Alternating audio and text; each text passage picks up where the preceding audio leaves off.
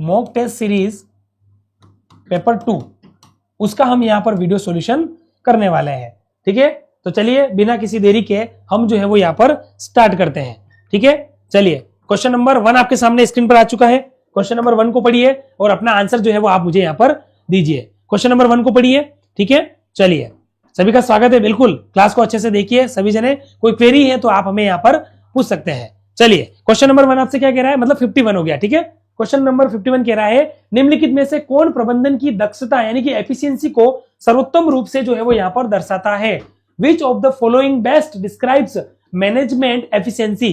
क्या सही काम करना, केवल हम कह रहे हैं कि डूइंग द राइट थिंग, क्या ये एफिशिएंसी को नजर आती है, या हम कह सकते हैं कि काम को सही तरीके से करना, या फिर अधिक संसाधनों के साथ अधिक करना, या यूं कह सकते हैं कि लागत की परवाह किए बिना लक्ष्य प्राप्त करना। कि हमें टारगेट अचीव करना है, लागत भले हमारी ज्यादा आ जाए कोई दिक्कत नहीं, हम प्रॉफिट कम कमाएंगे, लागत हमारी ज्यादा जा रही है तो भी हम ध्यान नहीं देंगे, लेकिन हम हमारे टारगेट को अचीव करेंगे। मुझे बताइए कि आपके हिसाब से बेस्ट आंसर जो है वो यहां पर क्या रहने वाला है क्वेश्चन नंबर 51 का। तो चलिए जल्दी से जो है वो क्वेश्चन नंबर 51 का आंसर दीजिए फटाफट से। क्वेश्चन नंबर 51 का जो है वो आंसर आप दे दीजिए।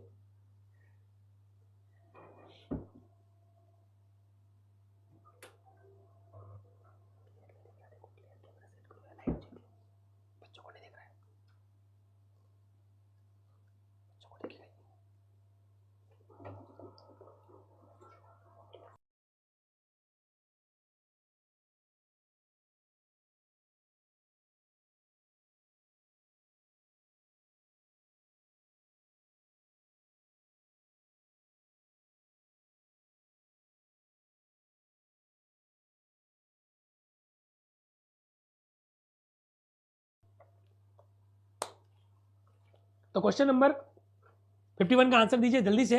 क्वेश्चन नंबर 51 आपके सामने अवेलेबल है। ठीक है, चलिए तो देखो क्वेश्चन क्या कह रहा है कि निम्नलिखित में से कौन प्रबंधन की दक्षता को जो है वो कुशलतम तरीके से दर्शाता है। आपने अगर मैनेजमेंट को ध्यान से पढ़ा है तो दो शब्द आते हैं, एक तो आता है दक्षता जिसको हम बोलते हैं एफिशिएंसी, और एक आता है कुशलता। ये दोनों प्रबंधन के लिए बहुत आवश्यक होते हैं। किसी भी प्रबंधन के अंदर ये दो योग्यताएं बहुत ही यहां पर जो है वो जरूरी होती है। ठीक है, इसको बोलते हैं स्किलनेस। ठीक है, तो देखो एक्चुअल में दक्षता का मतलब क्या होता है, तो दक्षता का मतलब होता है काम को सही तरीके से करना। केवल सही तरीके काम करना वो नहीं होता है, काम को सही तरीके से करना। दोनों टर्म समझिए, दोनों में बहुत डिफरेंस है। डू द राइट थिंग्स और ये होता है डू इट थिंग्स राइट्स। एक तो होता है काम को सही करना और एक होता है काम को सही तरीके से करना, और वही हमारी एफिशिएंसी को यहां पर बताता है। बहुत सारों के आंसर आ रहे हैं सर सी आंसर होगा, लेकिन नहीं है। देखो दक्षता को दर्शाता है, सी कैसे हो सकता है बेटा, एक बार वापस देखिए। सी में तो कह रहा है doing more with more resources, अधिक संसाधनों के साथ अधिक काम करना। यह दक्षता की बात नहीं है, ये आपका लार्ज स्केल हो सकता है, बड़े पैमाने पर उत्पादन की संभावनाएं हो सकती है, पर दक्षता का मतलब होता है कि सही काम को सही तरीके से करना। ठीक है, तो आंसर हो जाएगा डूइंग थिंग्स विथ राइट, ये इसका सही आंसर होगा।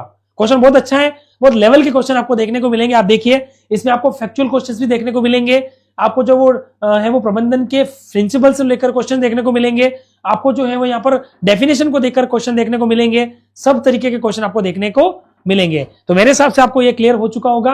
नेक्स्ट क्वेश्चन आपके सामने, प्रबंधन में प्रभावशीलता किस पर केंद्रित होती है, उसी से रिलेटेड आगे का क्वेश्चन है कि प्रबंधन में प्रभावशीलता किस पर केंद्रित होती है। Effectiveness in management focuses on, किस पर फोकस करती है, लोवेस्ट कॉस्ट यानी कि न्यूनतम लागत, optimum use of inputs, inputs का सर्वोत्तम उपयोग। इनपुट्स का मतलब क्या है, जो भी संसाधन हम इकोनॉमिक्स में बोलते हैं, साधन कारक जो हमारे होते हैं, जैसे भूमि का लगान तो भूमि हो गया है ना, ऐसे श्रम हो गया पूंजी, इसका मतलब इनपुट्स का मतलब यहां पर ये कह रहा है, समझना, भूमि हो गया, श्रम हो गया, पूंजी हो गया, संगठन हो गया, ये साहसी हो गया, क्योंकि साहसी अपना क्या करता है, अपना साहस लगाता है, एंटरप्रेन्योर होता है। ठीक है, अचीविंग एंड रिजल्ट, अंतिम परिणाम प्राप्त करना, या डेलीगेशन ऑफ अथॉरिटी, अधिकार का प्रत्यायोजन करना। क्वेश्चन नंबर 52 आपके सामने स्क्रीन पर है, जल्दी से बताइए इसका आंसर क्या होने वाला है। तो इस क्वेश्चन का आंसर होगा सी ऑप्शन। इसका फाइनली आंसर क्या होगा, यहां पर जो है वो सी ऑप्शन जो है वो यहां पर होने वाला है। तो अंतिम परिणाम प्राप्त करना, यह प्रभावशीलता के ऊपर फोकस करता है। प्रभावशीलता के ऊपर फोकस कौन करता है कि अंतिम जो परिणाम है उसको जो है वो हम यहां पर प्राप्त करें। तो आंसर क्या हो जाएगा, 52 का आंसर हो जाएगा यहां पर जो है वो सी ऑप्शन।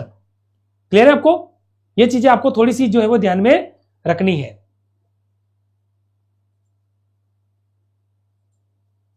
चलिए, इस बीच कुछ स्टूडेंट्स के हमारे कमेंट आ रहे हैं, वो भी देख लेते हैं, क्योंकि क्लास के क्वेश्चंस के हिसाब से कमेंट्स पढ़ने में थोड़ा दिक्कत आती है, तो मैं बता देता हूं।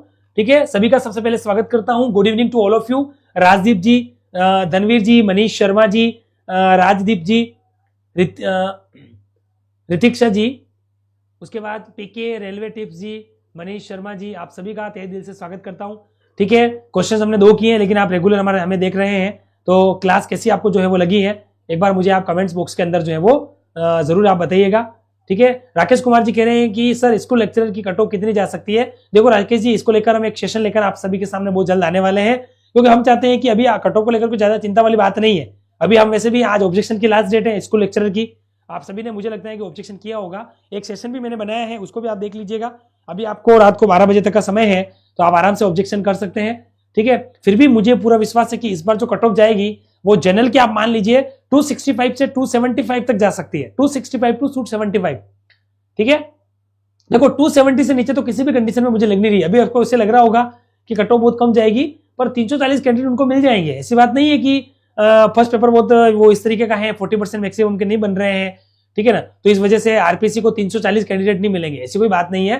तो वो संभावना है, तो भी मुझे लग रहा है कि 270, ये मैं आपको फाइनल कट ऑफ बता रहा हूं, है ना।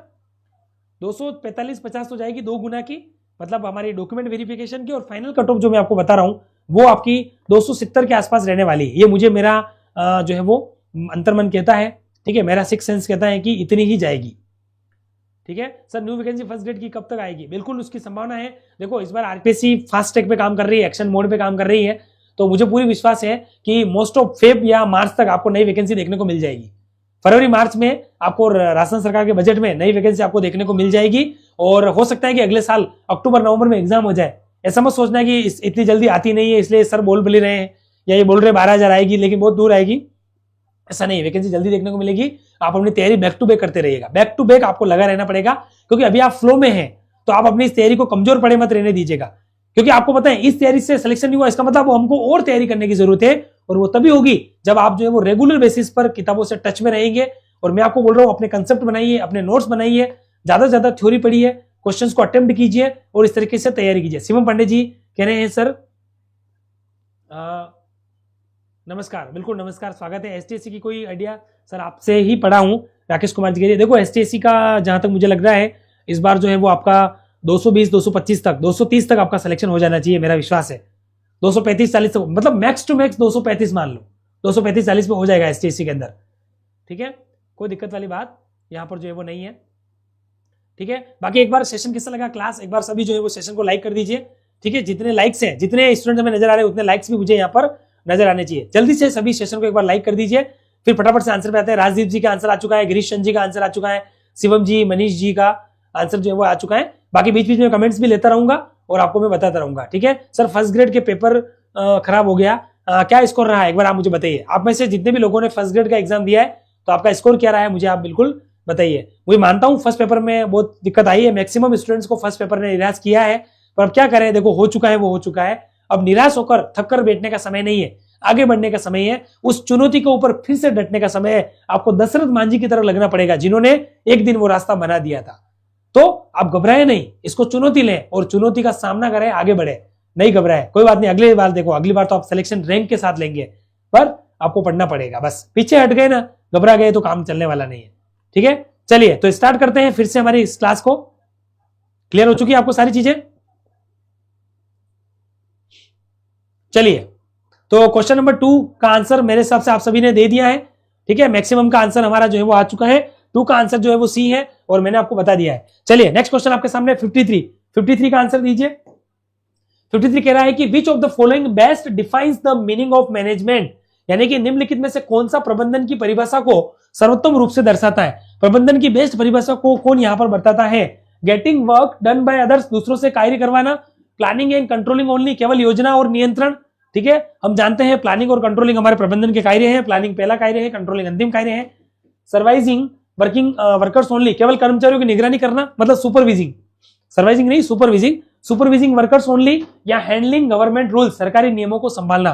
तो आप वैसे जानते हैं ये ऑप्शन तो वैसे भी बेतुका लग रहा है, कोई रिलेवेंट नहीं है, और बताओ, केवल कर्मचारियों की निगरानी, तो ये तो प्रबंधन का केवल एक काम है, और वो भी कौन सा, हम सब जानते हैं, वो भी आता है हमारा डायरेक्टिंग के अंदर।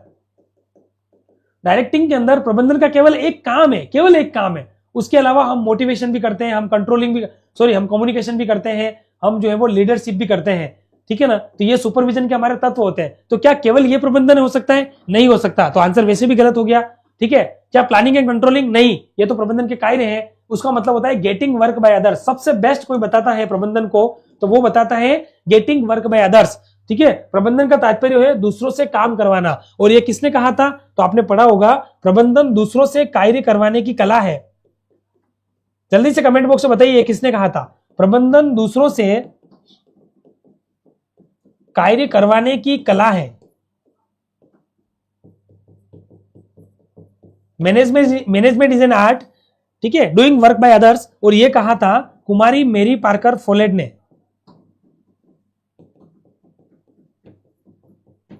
कुमारी मेरी पार्केट फोलेट ने यह कहा था।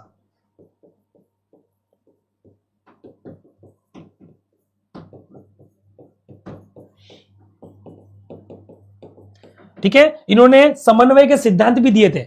आपने पढ़ा होगा, समन्वय के 4 सिद्धांत दिए थे, ठीक है। समन्वय प्रबंध का सार है, कार्य नहीं है। तो बहुत सारी चीजें जुड़ती है, लेकिन आगे के क्वेश्चन आएंगे तो मैं आपको बताता रहूंगा। फिलहाल मेरे हिसाब से आपको आंसर जो है वो क्लियर हो चुका होगा। नेक्स्ट क्वेश्चन आपके सामने, निम्नलिखित में से कौन दर्शाता है कि प्रबंधन एक लक्ष्य उन्मुख प्रक्रिया है? प्रबंधन को लक्ष्य उन्मुख प्रक्रिया कौन बताता है? क्वेश्चन नंबर 54 आपके सामने, पढ़िए और आंसर दीजिए। प्रबंधन को लक्ष्य उन्मुख कौन बताता है? इट रिड्यूसेस कॉस्ट, यह लागत को कम करता है। It leads to maximum profits, यह अधिकतम लाभ को देता है। It helps achieving organization objectives, यह संगठनात्मक उद्देश्यों की प्राप्ति में सहायक होता है। या फिर इट इंक्रीजेस सैलरीज, यह वेतन को बढ़ाता है, ठीक है। तो क्वेश्चन नंबर 54 आपके सामने, मेरे हिसाब से आपको क्लियर हो चुका होगा। आंसर हो जाएगा it helps achieve organization objectives. ये सबसे बड़ा होगा लक्ष्य उन्मुख बनाने के लिए। तो मेरे हिसाब से इसमें कोई डाउट आपको नहीं होगा। क्वेश्चन नंबर 55 आपके सामने, management is said to be continuous process because, प्रबंधन को एक निरंतर प्रक्रिया का क्यों कहा जाता है? या यूं कह सकते हैं प्रबंधन को एक निरंतर प्रक्रिया कहा जाता है, क्यों? इसमें थोड़ा सा यूं कर दो, इसमें एक मिस्टेक आ गई है, क्यों यहां पर हटा दो और यूं कर लो, क्यों? अब बताइए इसका answer. It followed in every department, यह हर विभाग में किया जाता है। It is performed once a year, यह वर्ष में एक बार किया जाता है। It involves ongoing planning, organizing and controlling, इसमें निरंतर योजना, संगठन और नियंत्रण होता है। या it depends on workers efficiency, या कर्मचारियों की दक्षता पर निर्भर करता है। तो चलिए कमेंट बॉक्स में आंसर दीजिए जल्दी से, क्या आंसर आपका जो है वो यहां पर होने वाला है। क्वेश्चन नंबर 55 आपके सामने है। क्वेश्चन नंबर 55 आपके सामने है, तो जल्दी से बताइए कि आपका जो आंसर है वो यहां पर क्या रहने वाला है। जल्दी से आंसर दीजिए क्वेश्चन नंबर 55 का। क्वेश्चन नंबर 55 आपके सामने है।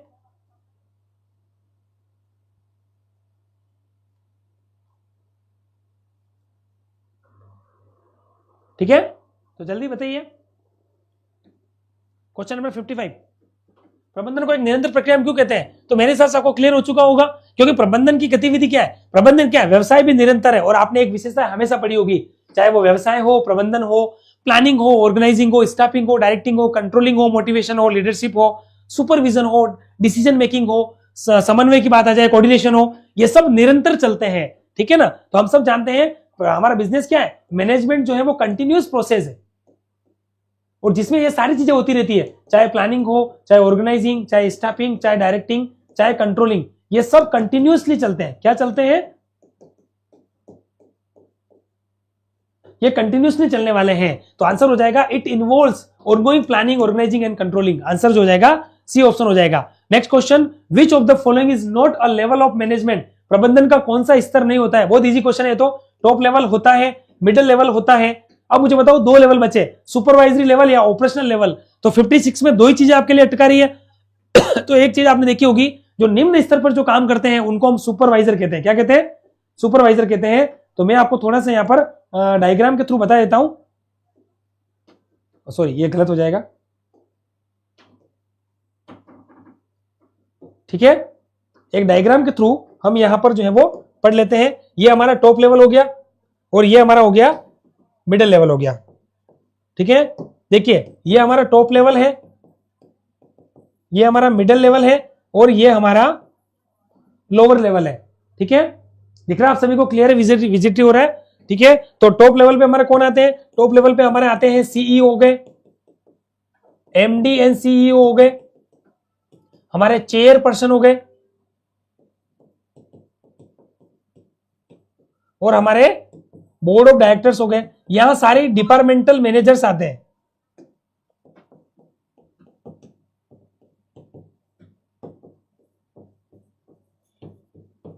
ठीक है। और लोअर लेवल पे कौन आते हैं, जैसे हमारे सुपरवाइजर हो गए, ठीक है, हमारे सुपरिटेंडेंट हो गए, हमारे जो है वो वर्कर्स हो गए। वर्कर्स तो नीचे आते हैं लोअर लेवल पे, जैसे यहां पर हमारा ये क्लर्क आ सकते हैं, ऐसे कोई भी हो सकते हैं। कहने का मतलब क्या हुआ, ये चीज आपको क्लियर हो रही है। तो हम यहां पर क्या बात कर रहे हैं कि देखो हमारा टॉप लेवल होता है ये वाला हो गया, ये हमारा टॉप लेवल हो गया, हमारा जो है वो मिडिल लेवल ये हो गया, और हमारा ये पर्यवेक्षक लेवल है, क्योंकि सुपरवाइजर यहां होते हैं लोअर लेवल पे, प्रथम पंक्ति प्रबंधक होते हैं। ये मिडिल लेवल है, इन दोनों के बीच में कोऑर्डिनेशन का काम करते हैं, टॉप लेवल के सबसे ऊपरी होते हैं, ठीक है। तो ये आपको ध्यान रखना है। और लोअर लेवल पे क्या होता है, हमेशा कार्य विधियां बनती है, ये भी ध्यान रखना, ठीक है। और टॉप लेवल पे हमेशा क्या होता है, व्यू रचनात्मक प्रबंधन किया जाता है, नीतियां निर्धारित होती हैं, और नियोजन तो प्रबंधन के तीनों ही स्तर पे होता है। लेकिन जो हमारे जो प्रोसीड्यूर्स हैं, कार्य विधियां हैं, वो लोअर लेवल पे होती है। लेकिन आपने ये लेवल कभी डायरेक्टली नहीं सुना होगा, ऑपरेशनल लेवल कभी नहीं होता है। तो आंसर क्या हो जाएगा यहाँ पर, कौन सा नहीं है, देखो क्वेश्चन क्या कह रहा है, कौन सा स्तर नहीं है प्रबंधन का, तो आंसर क्या हो जाएगा, आंसर हो जाएगा बी ऑप्शन। तो क्वेश्चन नंबर कौन सा था, 56 का क्या आंसर हो गया हमारा, B option. Next question 57, the main functions of top level management is to, शीर्ष स्तर के प्रबंधन का मुख्य कार्य क्या है। क्वेश्चन क्या कह रहा है कि the main function of top level management is to, शीर्ष स्तर के प्रबंधन का मुख्य कार्य क्या है, सुपरवाइज वर्कर्स, श्रमिकों की निगरानी करना, मेंटेन अटेंडेंस, उपस्थिति बनाए रखना, set overall goals and policies, समग्र लक्ष्य और नीतियां निर्धारित करना, और प्रिपेयर सैलरी स्लिप्स, वेतन पर्ची तैयार करना। नेक्स्ट, ठीक है। तो क्वेश्चन नंबर 57 आपके सामने है, जल्दी से आंसर दीजिएगा क्वेश्चन नंबर 57 का, ठीक है। कोई क्वेरी है तो आप हमें पूछ सकते हैं, पर आंसर्स आपको रेगुलर देने पड़ेंगे, तभी आप अपने आप को पहले एनालाइज कर पाएंगे। इसलिए मैं बीच में रोक रहा हूं, ताकि आप भी अपने आंसर्स हमें जो है वो दे सकें। तो 57 आंसर दीजिए, शीर्ष स्तर के प्रबंधन का मुख्य कार्य क्या होता है। तो अभी आपको मैंने सारे लेवल्स बता दिए ऑलरेडी, तो समझ में आ चुके होंगे। टॉप लेवल हमेशा उच्च स्तर पर रणनीतियां बनाता है, नीतियां निर्धारित करता है, ठीक है। और एक तरीके से क्या होता है, जो उद्देश्य है वो भी प्रबंधन के जनरली मुख्य यहां पर ही रखे जाते हैं। तो क्वेश्चन नंबर 57 का आंसर दीजिए क्वेश्चन पढ़ते हुए, ठीक है। तो देखिए, सुपरवाइज वर्कर, श्रमिकों की निगरानी नहीं होता है, मेंटेन अटेंडेंस, ये काम कभी हो सकता है क्या, ये भी नहीं हो सकता है। वैसे मेरे हिसाब से आंसर आप सभी ने जो है वो क्लियर सोच लिया होगा, C is the right answer. Next question आपके सामने, उत्पादन प्रबंधक और विपणन प्रबंधक, उत्पादन प्रबंधक और विपणन प्रबंधक जैसे विभागीय प्रमुख किस स्तर पर आते हैं। यह क्वेश्चन बहुत इजी है, ढंग से पढ़ोगे तो आंसर आपको मिल जाएगा। मैंने आपको बताया था अभी हमारे विभागीय प्रबंधक होते हैं, ठीक है। तो देखिए, ये देखिए, ये हमारा टॉप लेवल है और ये मिडिल लेवल है, ठीक है। ये हमारा टॉप लेवल है और ये मिडिल लेवल है,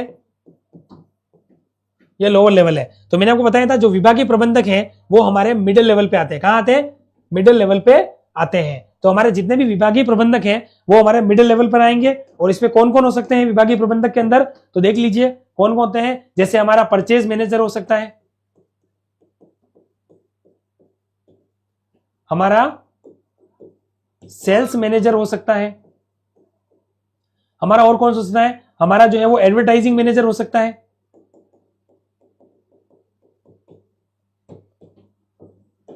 ठीक है। हमारा जो है वो फाइनेंशियल मैनेजर हो सकता है, हमारा जो है वो मार्केटिंग मैनेजर हो सकता है, हमारा जो है वो रिसर्च एंड कोई भी मतलब रिसर्च एंड डेवलपमेंट मैनेजर हो सकता है, मतलब कोई भी, ठीक है ना। ये सारे विभागीय प्रबंधक कहलाते हैं। क्या कहलाते हैं, विभागीय प्रबंधक कहलाते हैं। तो 58 का आंसर मेरे हिसाब से आपको क्लियर हो चुका होगा। नेक्स्ट क्वेश्चन आपके सामने, फोरमैन और पर्यवेक्षक प्रबंधन के किस स्तर पे आते हैं, अभी आपको मैंने बता दिया, ठीक है। इजी क्वेश्चन है। टॉप लेवल पे ये हमारा टॉप लेवल, ये मिडिल लेवल और ये हमारा लोअर लेवल। तो फोरमैन और जो हमारे पर्यवेक्षक होते हैं वो हमारे लोअर लेवल पर आते हैं। कहां आते हैं, लोअर लेवल पे। तो 59 का आंसर क्या हो जाएगा, 59 का आंसर हो जाएगा यहां पर सी ऑप्शन। ये क्वेश्चन भी इजी था। नेक्स्ट क्वेश्चन, वैज्ञानिक प्रबंधन के जनक किसे माना जाता है, who is known as the father of scientific management, who is the known as father of scientific management, वैज्ञानिक प्रबंधक का जनक किसे माना जाता है। तो देखो आपको पता होगा फादर ऑफ साइंटिफिक जो होता है मैनेजमेंट, वो हमें एफ.डब्ल्यू. टेलर को माना जाता है। किसको माना जाता है?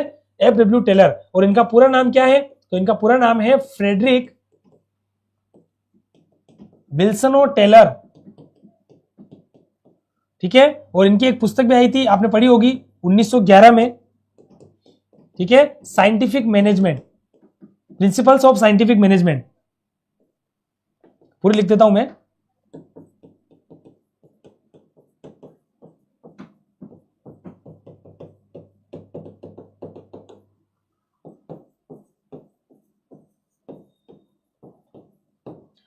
ठीक है, बाकी आपने इनके बारे में और पढ़ा होगा, ठीक है। 21 मार्च, ठीक है, 1900 जो है वो 21 में इनका जन्म होता है, और 20 मार्च 1922, ये भी मैंने पढ़ाया हुआ है। शॉप मैनेजमेंट इन्हीं की पुस्तक है, ठीक है। बैटल ऑन फाइट, बहुत सारी पुस्तक है इनकी, ठीक है ना। शॉप मैनेजमेंट भी आपने सुनी होगी। तो जो फादर ऑफ साइंटिफिक मैनेजमेंट माने जाते हैं वो एफ.डब्ल्यू. टेलर को माना जाता है, और इन्होंने वैज्ञानिक प्रबंधन के सिद्धांत दिए थे। इन्होंने कहा कि विज्ञान जो है वो तर्क पर आधारित होता है, कोई यादृच्छिक रैंडमली ऐसा नहीं है कि किसी को चयन कर लिया, ठीक है। इसीलिए इन्होंने प्रबंधन के अंदर कर्मचारियों का सहयोगपूर्ण और मैत्रीपूर्ण सहयोग की अपेक्षा इन्होंने की थी, ठीक है। और विज्ञान के सिद्धांतों के ऊपर उन्होंने काम किया, इसीलिए फादर ऑफ साइंटिफिक मैनेजमेंट इनके नाम से जाना जाता है। इन्होंने कहा कि प्रबंधन कोई तीर या तुक्का नहीं है, प्रबंधन भी क्या है, अन्य कार्यों की बातें या विज्ञान की बातें जो है वो एक वैज्ञानिक पद्धति पर चलने वाला एक कार्य है, ठीक है। तो आपसी सहयोग न कि टकराव, इनके भी सिद्धांत है, हम पढ़ते हैं 4 सिद्धांत। आपसी सहयोग न कि टकराव, ठीक है। उसके अलावा सौहार्दपूर्ण या मैत्रीपूर्ण सहयोग की भावना, तथ्यगत विज्ञान का सिद्धांत, ये सब चीजें हमको पता होगी, ठीक है। और अब बात करें सर हेनरी फ्योल कौन है, आंसर तो मैंने बता दिया। तो हेनरी जो फ्योल है वो है फादर ऑफ एडमिनिस्ट्रेटिव मैनेजमेंट,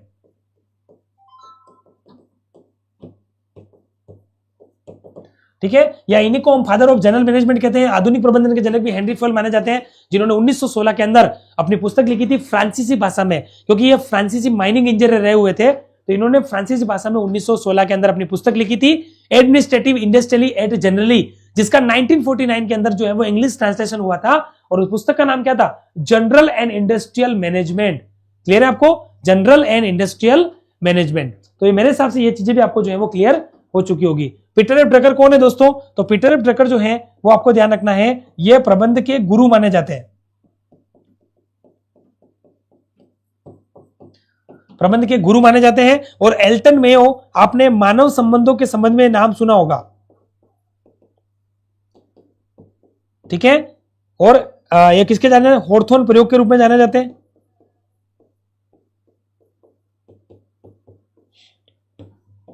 मानव संबंधी उपागम, ठीक है। और आपने प्रबंधन की कुछ विचारधाराएं पढ़ी होगी संगठन के अंदर, ठीक है। जैसे चिर प्रतिष्ठित विचारधारा मुनेम रेले ने दी थी, नवीन प्रतिष्ठित विचारधारा एल्टन मेयो ने ही दी थी, ठीक है। नवीन प्रतिष्ठित विचारधारा एल्टन मेयो ने ही दी थी। तो सारी चीजें मैंने आपको यहां पर बता दिया है, ठीक है। आगे और भी चीजें आएगी तो मैं आपको बताऊंगा। फिलहाल मेरे हिसाब से आपको क्लियर हो चुका होगा। फिलहाल इस क्वेश्चन का आंसर क्या हो जाएगा? क्वेश्चन का जो आंसर है वो हमारा हो जाएगा यहां पर B option, B is the right answer. Next question आपके सामने स्क्रीन पर क्या कह रहा है, एक बार पढ़िए क्वेश्चन को और अच्छे से आंसर दीजिए। Which function of management comes first? ये कह रहा है कि प्रबंधन का कौन सा कार्य सबसे पहले आता है। ये तो बहुत इजी क्वेश्चन था, कोई दिक्कत वाली बात नहीं थी। तो हम सब जानते हैं प्लानिंग जो है वो सबसे पहले आता है, ठीक है। प्लानिंग सबसे पहले आता है, ठीक है। और हम कह सकते हैं कि नियोजन जो है, नियोजन का जो आधार है, नियोजन का जो हमारा आधार है वो होता है पूर्वानुमान, ठीक है। और नियोजन कहां से शुरू होता है? उद्देश्यों के निर्धारण के साथ शुरू होता है। प्लानिंग हमारे प्रबंधन का पहला कार्य होता है, ठीक है। संगठन जो है वो दूसरा कार्य होता है। तीसरे नंबर पे कौन सा आता है? तीसरे नंबर पे आता है स्टाफिंग। चौथे नंबर पे कौन सा आता है? ये हो जाएगा फोर्थ, और ये हो जाएगा कंट्रोलिंग फिफ्थ नंबर पे। तो मैंने आपको सारी चीजें बता दी कि कौन सा कार्य पहला है, कौन सा दूसरा है, कौन सा तीसरा है, कौन सा चौथे नंबर पे आता है। तो मेरे हिसाब से आपको सारी चीजें यहां पर जो है वो क्लियर हो रही होगी। क्लियर है आप सभी को? ठीक है, तो ये सब आपको ध्यान में रखना है। सर इंग्लिश में भी लिखते रहिए। बिल्कुल, मैं इंग्लिश में भी ध्यान रखूंगा, ठीक है। चलिए, अब मुझे लग रहा है कि इंग्लिश में भी लिखने की जरूरत है, तो मैं लिखता रहूंगा। बिल्कुल सही कह रहे हो आप, ठीक है। चीजें क्लियर होगी। तो we can say that planning is the first function of management, after then comes और organization is the second one function of management, the third one function of management is staffing, fourth one is directing, and the final function और last function of the management is controlling। जहां पर हम देखते हैं कि हमारी जो कार्य हमने सोचे वो फाइनली फुलफिल हुए या नहीं हुए, ठीक है। और ये होता है नियोजन का आधार है पूर्वानुमान, इसको भी मैं इंग्लिश के अंदर लिख लेता हूं, ठीक है। Forecasting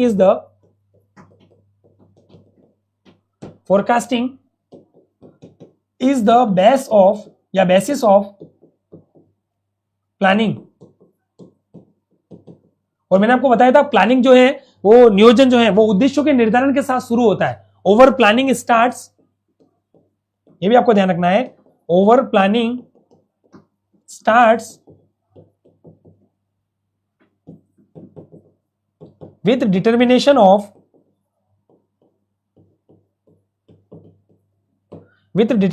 of objectives. ये आपको ध्यान रखना है। मतलब हम यूं कह सकते हैं कि हमारी जो प्लानिंग है, प्लानिंग की प्रोसेस का पहला कदम भी क्या होता है, उद्देश्यों का निर्धारण करना, ठीक है। वातावरण का प्रबंध जरूर जॉर्ज टेरी ने बताया, जॉर्ज टेरी ने नियोजन के 8 कार्य बताए हैं।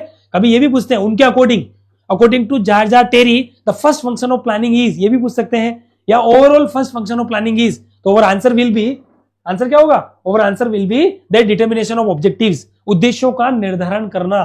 तो मेरे हिसाब से आंसर क्लियर हो रहा है। अब आपको एज वेल एज इंग्लिश भी क्लियर हो रही है, ठीक है। तो हम सब दोनों को साथ में लेके चलेंगे, Hindi as well as English, ठीक है। बाकी आंसर आप सभी के सही आ रहे हैं, कोई दिक्कत वाली बात नहीं है। और अब आप देखिए, आपको लगा जरूर होगा सर ने आंसर क्वेश्चन क्लियर रखा है, मतलब इजी क्वेश्चन है, पर आप ये देखिए एक क्वेश्चन में कितनी चीजें मैं आपको कवर करवा रहा हूं।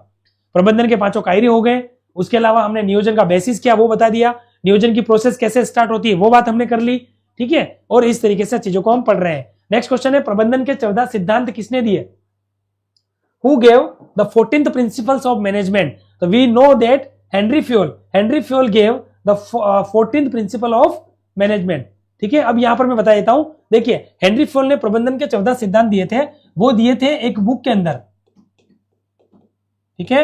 और वो बुक कौन सी उनकी, तो देखिए वो जो है वो फ्रांसीसी भाषा में,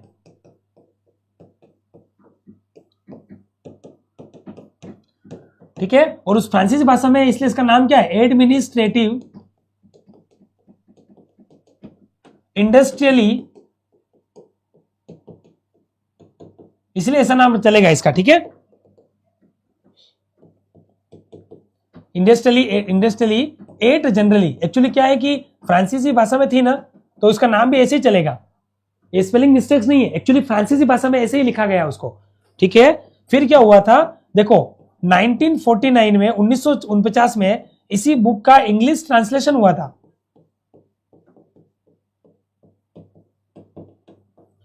और जिसका नाम क्या है, तो उसका नाम भी देख लीजिए, जनरल एंड इंडस्ट्रियल मैनेजमेंट। तो जब भी एग्जाम में क्वेश्चन पूछा जाता है, तो पहले ये जरूर पढ़ लेना कि वो इंग्लिश में पूछ रहा है या फ्रांसीसी भाषा में पूछ रहा है। तो जनरल एंड इंडस्ट्रियल मैनेजमेंट। अब उसमें उन्होंने प्रबंधन के कौन कौन से 14 कार्य बताए, तो वो भी आपको मैं बता देता हूं। देखिए, हालांकि क्वेश्चन एक ही क्वेश्चन में ज्यादा समय जाएगा, मैं बता देता हूं। पहला जो सिद्धांत है वो हम सब जानते हैं, principles of division of labour.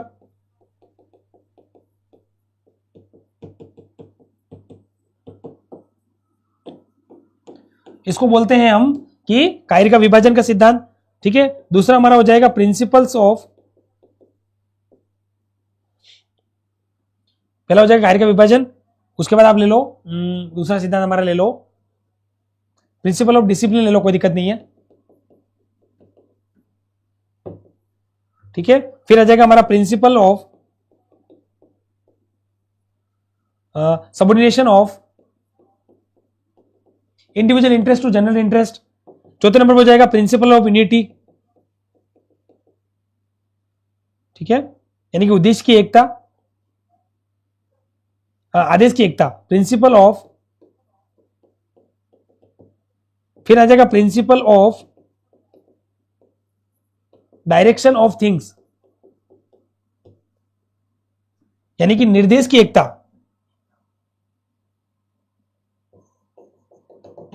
ठीक है। आपने देखा होगा एक आदेश की एकता होता है और एक होता है निर्देश की एकता। जो फोर्थ प्रिंसिपल है वो है आदेश की एकता, ठीक है, यानी कि एक समय में एक कर्मचारी को एक ही जो है वो अधिकारी आदेश देगा, ठीक है, एक समय में एक ही कर्मचारी को, एक एम्प्लॉय को, एक ही अधिकारी जो है ऑफिसर वो आदेश देगा, उसको बोलते हैं आदेश की एकता।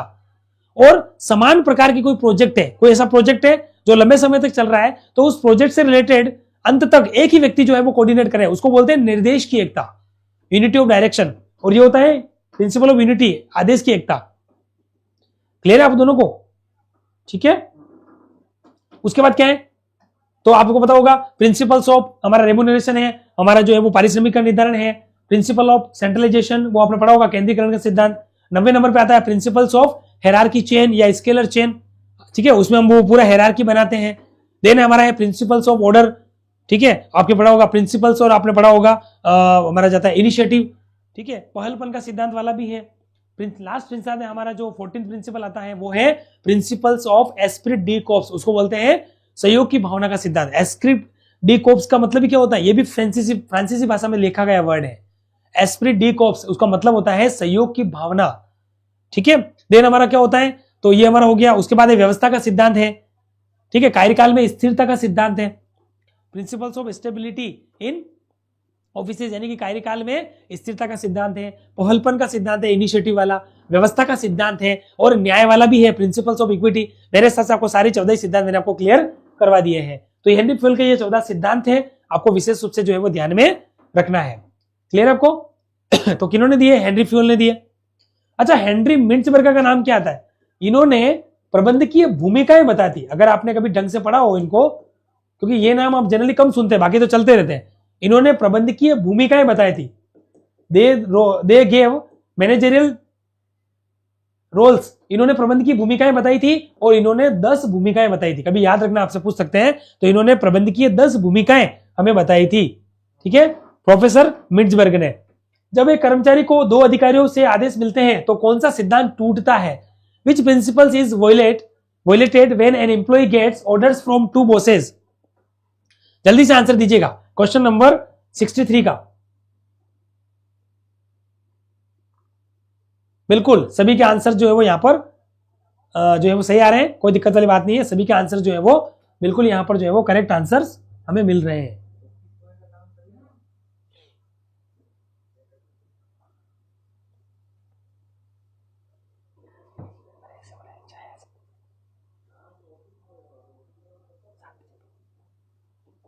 चलिए, तो आंसर क्लियर है आप सभी को? Yes, principles of administration, principle of division of work, principles of initiative, ठीक है। चलिए, 14 प्रिंसिपल मेरे हिसाब से क्लियर है आप सभी को, वैसे सबको याद है, मुंह पे कोई दिक्कत वाली बात नहीं है। चलिए, तो नेक्स्ट क्वेश्चन है हमारा क्वेश्चन नंबर 63, आंसर दीजिएगा। क्या कह रहा है क्वेश्चन?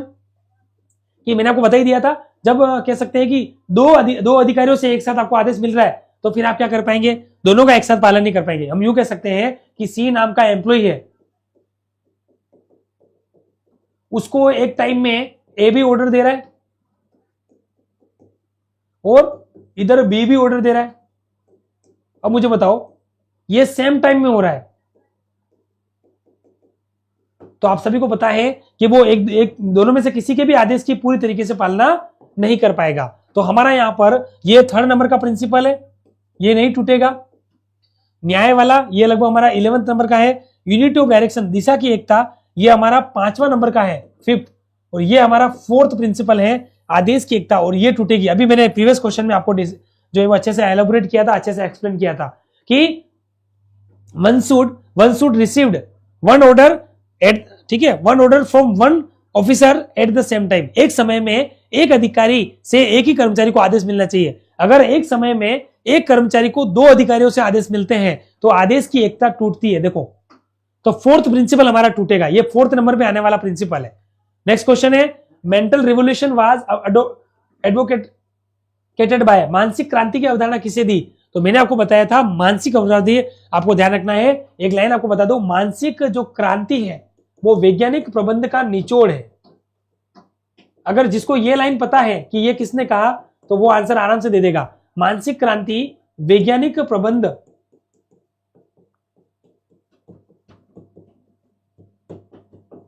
का निचोड़ है।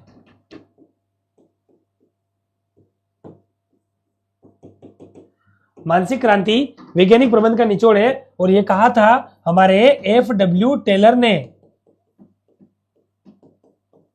ठीक है, जो वैज्ञानिक प्रबंध के जनक माने जाते हैं। तो आप समझ चुके होंगे, ये कहा था टेलर ने। किसने कहा था? टेलर ने। तो मानसिक क्रांति की अवधारणा टेलर ने दी है और इन्होंने कहा कि मानसिक क्रांति वैज्ञानिक प्रबंध का निचोड़ है। Means mental revolution is the root और समरी ऑफ साइंटिफिक मैनेजमेंट।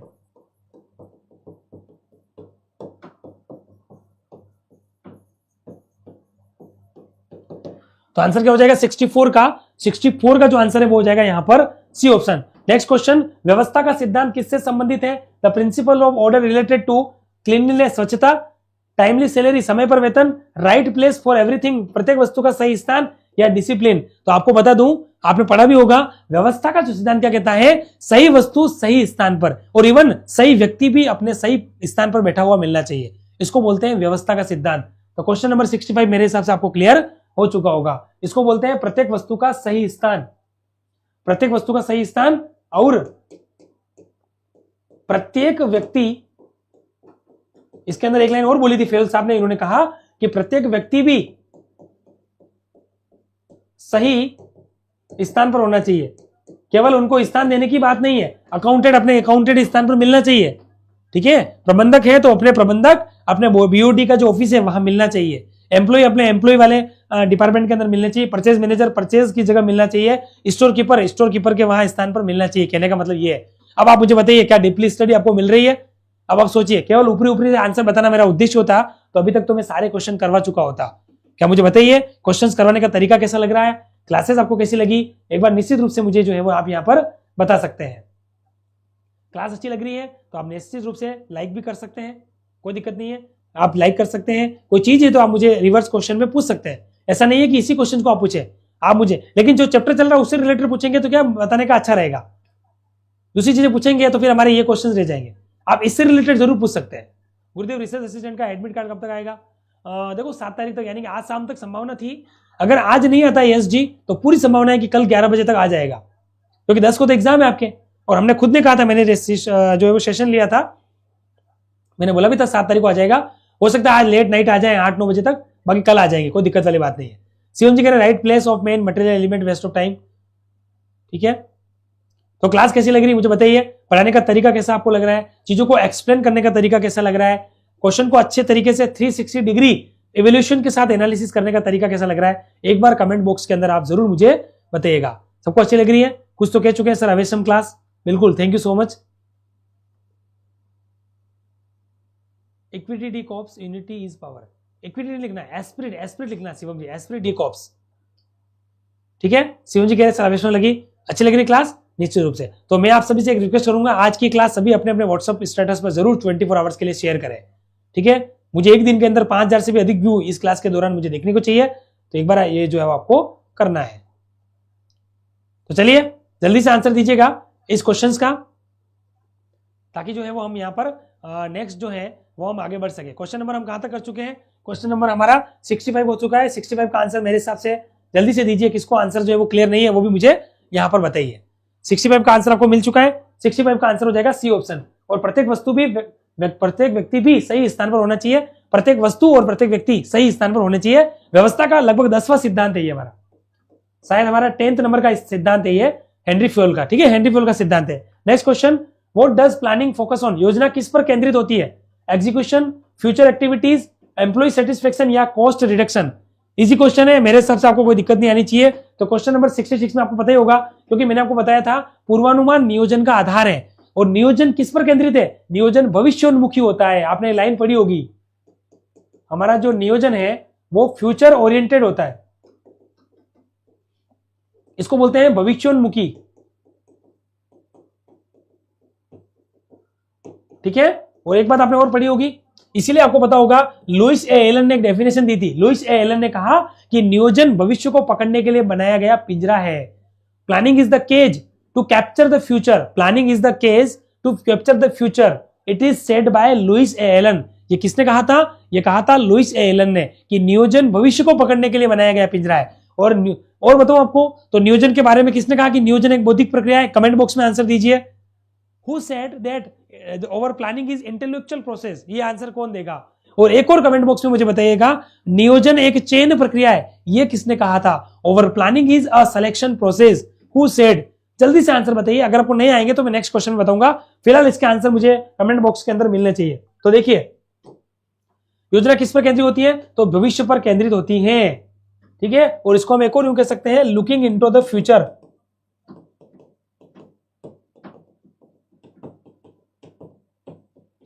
भविष्य में देखना या भविष्य में झांकना, इसको हिंदी में कहते हैं भविष्य में देखना या भविष्य में झांकना। इसीलिए हम कहते हैं कि नियोजन क्या है? भविष्य को देखने के लिए बनी हुई एक खिड़की के समान है। जैसे हम हमारे घर की खिड़की से बाहर देख लेते हैं कि बाहर हमें कौन पुकार रहा है या बाहर कोई है तो नहीं, बाहर किसी की आवाज आती है तो हम देख लेते हैं ना। हम बार बार नाइट में थोड़ी बाहर जाते हैं, हम देख लेते हैं खिड़की से कि कोई चोर तो नहीं है।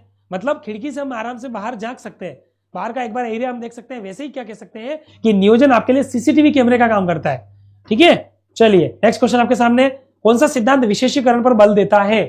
Which principle emphasizes specialization? कौन सा जो सिद्धांत है वो हमारा जो है वो विशेषीकरण पर बल देता है? Equity, order, division of work या डिसिप्लिन? क्वेश्चन नंबर 67 आपके सामने, तो आंसर हो जाएगा डिवीजन ऑफ वर्क। नाम से पता लग गया, क्योंकि देखो जब कार्य का विभाजन करोगे तभी तो क्या होगा? कार्य का विभाजन का मतलब क्या है? विशिष्ट व्यक्ति को विशिष्ट कार्य, जो जिस कार्य में दक्ष है, कहने का मतलब विशिष्ट व्यक्ति को विशिष्ट कार्य। एक छोटी सी एग्जांपल है, मुझे अच्छा पढ़ाना आता है और आप मुझे कंप्यूटर का वर्क दे दो। मुझे अच्छा पढ़ाना आता है, आप मुझे अकाउंटेंट का काम दो, तो क्या मैं अपनी स्किल्स को अच्छे से इंप्रूव कर पाऊंगा? क्या मैं अपनी स्किल्स को, अपने नॉलेज को दूसरों को शेयर कर पाऊंगा? नहीं। क्यों? क्योंकि जो मेरा विशिष्ट कार्य आप मुझे उसमें लगाओ। समझ रहे हो मैं क्या कहना चाह रहा हूं? सेम वैसे ही है। तो डिवीजन ऑफ वर्क जो है वो पहला सिद्धांत है, ये पहला सिद्धांत है, ताकि साथ के साथ आपको सिद्धांत भी याद हो जाएंगे। It is the first principle of Henry fuel, division of work. ये हमारा थर्ड प्रिंसिपल है। व्यवस्था 10वां है और इक्विटी 11वां है। 12वां है कार्यकाल में स्थिरता, और 13वां है शायद पहलपन यानी कि इनिशिएटिव, और 14th है एस्पिरिट डी कॉर्प्स यानी कि सहयोग की भावना। नेक्स्ट क्वेश्चन आपके सामने, कौन सा सिद्धांत यह सुझाव देता है कि कर्मचारियों को लंबे समय तक बने रहना चाहिए? Which principle suggest that employees must be retained for a long time? तो इसका मतलब हो जाएगा कार्यकाल में स्थिरता। मैंने आपको बताया भी था, लगभग ये 12वां सिद्धांत है। इससे आपके सिद्धांत क्लियर हो रहे हैं। न्याय का सिद्धांत आपका 11वां हो जाएगा, पहलपन हमारा 13 के आसपास हो जाएगा, और ये हमारा 14वां सिद्धांत है। एस्पिरिट डी कॉर्प्स मैं कह रहा था, ये फ्रांसीसी वर्ड है, इसका मतलब होता है टीम भावना, to collaborate to each other, cooperation, coordination, ये बात कह रहा है 14वां इंसान। सभी को सहयोग की भावना के आधार पर काम करना चाहिए। नेक्स्ट क्वेश्चन आपके सामने, निम्नलिखित में से कौन सा वैज्ञानिक प्रबंध का सिद्धांत है? वैज्ञानिक प्रबंध का सिद्धांत कौन सा है? Unity of direction, mental revolution, remuneration या सेंट्रलाइजेशन? तो आप सब जानते हैं, बहुत इजी क्वेश्चन है। ये हमारा फोर्थ प्रिंसिपल है और ये हमारा हेनरी फ्यूल का है, ये हो नहीं सकता। केंद्रीकरण, ये हमारा 8वें नंबर का सिद्धांत है, 8th है ना कि 7th है? ये भी हेनरी फ्यूल का है। रेम्यूनरेशन, ये हो जाएगा हमारा 7th नंबर का, और ये भी हमारा हेनरी फ्यूल का है।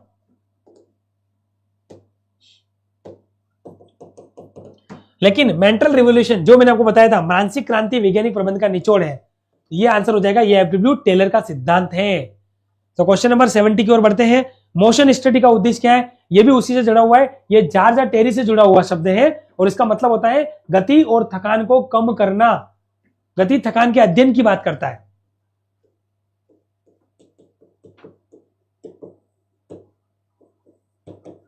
गति थकान, बहुत अच्छे अच्छे क्वेश्चन देखिए आप।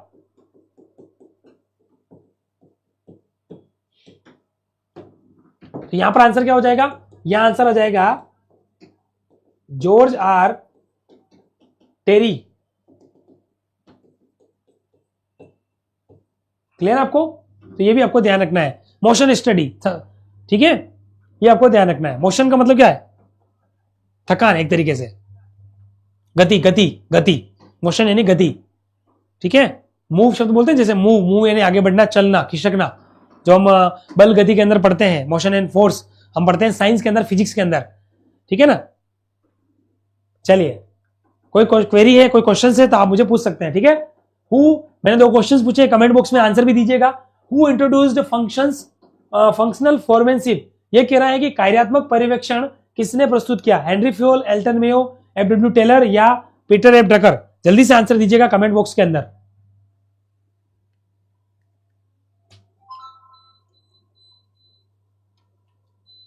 कमेंट बॉक्स के अंदर आंसर दीजिएगा क्वेश्चन नंबर 71 का आंसर दीजिएगा जल्दी से।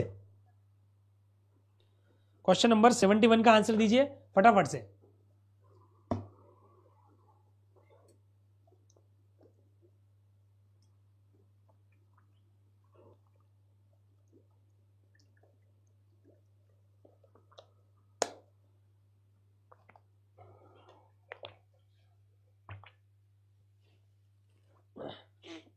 क्वेश्चन नंबर 71 का आंसर दीजिए, फिर हम आगे बढ़ते हैं यहां पर। चलिए, तो देखिए मैंने आपको बताया भी था, अगर आपने पढ़ा होगा, ठीक है, कार्यात्मक पर्यवेक्षण, हमने जो संगठन पढ़ते हैं ना, तो संगठन के अंदर हमारे बहुत सारे संगठन के प्रारूप आते हैं, ठीक है। एक होता है हमारा औपचारिक संगठन और एक होता है हमारा अनौपचारिक संगठन, इंफॉर्मल एंड फॉर्मल। ये हो गया हमारा फॉर्मल और ये हो गया इंफॉर्मल। फॉर्मल के अंदर हमारे बहुत सारे आते हैं, जैसे हमारा आता है लाइन ऑर्गेनाइजेशन, रेखा संगठन जिसको बोलते हैं। दूसरा होता है हमारा लाइन एंड स्टाफ। तीसरा हमारा जो होता है वो होता है जिसके बारे में हम अभी क्वेश्चन में चर्चा कर रहे हैं, फंक्शनल ऑर्गेनाइजेशन। और फंक्शनल ऑर्गेनाइजेशन में एक टेलर ने, मतलब क्या किया, टेलर ने, एफ.डब्ल्यू. टेलर ने फोरमैन के कृत्य को यानी कि फोरमैन के टास्क को 8 भागों में बांटा। ये लाइन भी आपको याद रखना है। वो 8 होते हैं, उसमें होते हैं 4 तो होते हैं कार्यालय प्रबंधक और 4 होते हैं कारखाना प्रबंधक। ये 4 तो क्या होते हैं, ये 4 जो हमारे होते हैं वो आपको ध्यान रखना है। ये तो होते हैं कारखाना प्रबंधक, जैसे हम सुना होगा श्रम निरीक्षक होता है, श्रम, ठीक है, ये वाला गति नायक, समय नायक, ये सब। और इसमें होता है कार्यालय प्रबंधक, जिसमें कार्यालय लिपिक आता है हमारा, कार्यालय पर्यवेक्षक होता है, टोली नायक होता है। तो आप मेरे हिसाब से समझ चुके होंगे कि इस क्वेश्चन के अंदर जो है वो हम क्या बात कर रहे हैं, ठीक है। तो हमारा जो है वो क्या क्या होता है, तो देखिए वापिस, लाइन ऑर्गेनाइजेशन होता है, लाइन एंड स्टाफ, फंक्शनल, फिर आता है हमारा एक प्रोजेक्शनल, इसको बोलते हैं परियोजना संगठन। फिर आता है 5वें पे हमारा मैट्रिक संगठन, जिसको हम ग्रिड भी बोलते हैं, जहां पर दोहरे रिपोर्टिंग संबंधी विद्यमान होते हैं। और एक हमारा होता है कमिटी ऑर्गेनाइजेशन। ये तो 6 है, बाकी इसके अलावा और भी होते हैं।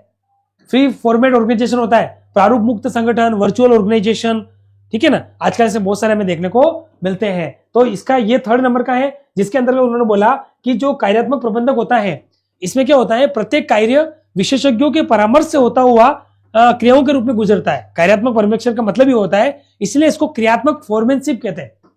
क्रियात्मक फोरमैनशिप भी इसको कहा जाता है, इसी को, ये ध्यान रखना है, इसी को क्रियात्मक, इसलिए हमने कहा देखो फंक्शनल फॉर्मेशन लिखने का कार्य नहीं यही है। और इसको सही तरीके से बोले ना, तो इसका मेन काम, तो मेन जो नाम होता है वो ये होता है कार्यात्मक संगठन।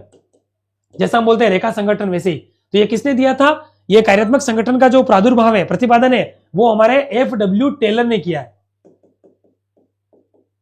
क्लियर है आपको मेरे हिसाब से आप सारी चीजें? तो आंसर हो जाएगा यहां पर सी ऑप्शन, ठीक है।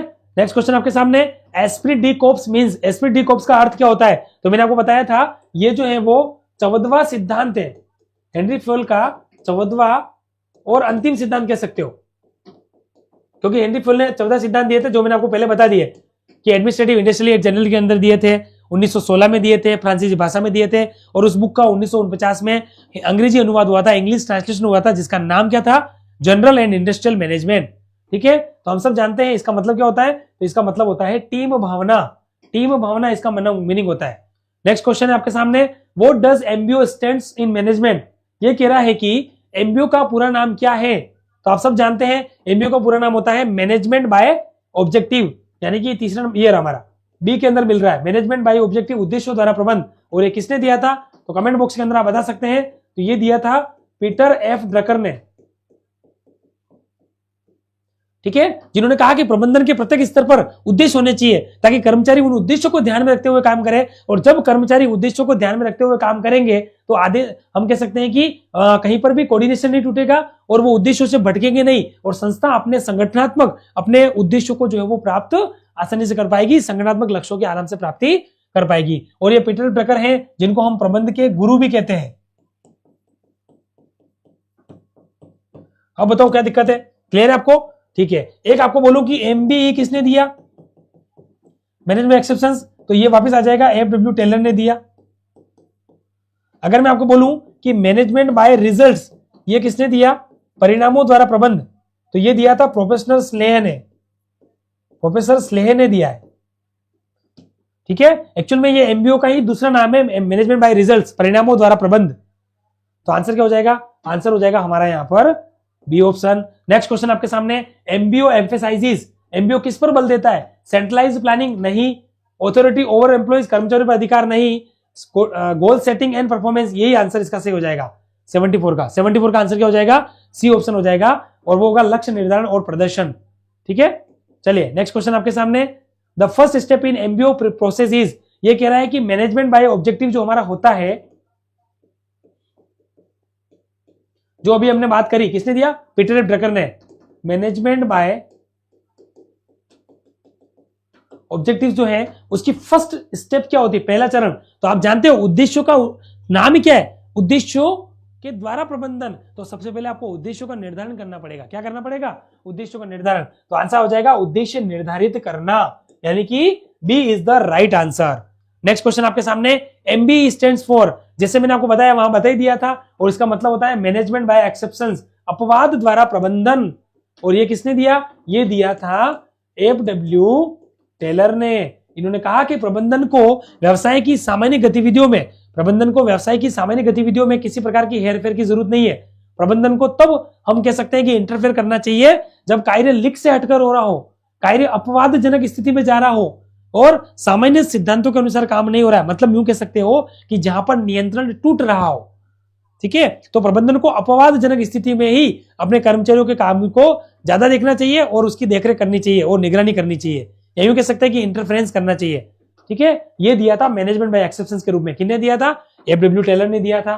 चलिए नेक्स्ट क्वेश्चन आपके सामने, MBO and MBE both help in, MBO और एमबीई किसमें मदद करते हैं। अब दोनों की फुल फॉर्म हम समझ चुके हैं, बार बार लिखने की जरूरत नहीं है, जल्दी से बताइए। Management by objective and management by exceptions दोनों किसमें मदद करते हैं, authority centralisation, time wastage, efficient management, या अवॉइडिंग रेस्पॉन्सिबिलिटी। जल्दी से आंसर दीजिए क्वेश्चन नंबर 77 का। वैसे इजी क्वेश्चन है।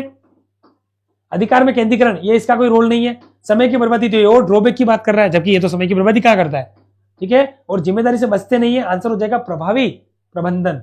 क्या हो जाएगा, प्रभावी प्रबंधन हो जाएगा। क्वेश्चन नंबर 78 आपके सामने, memorandum of association defines the days of the company. Memorandum of association जो होता है, जिसको बोलते हैं पार्षद सीमा नियम, क्या बोलते हैं इसको,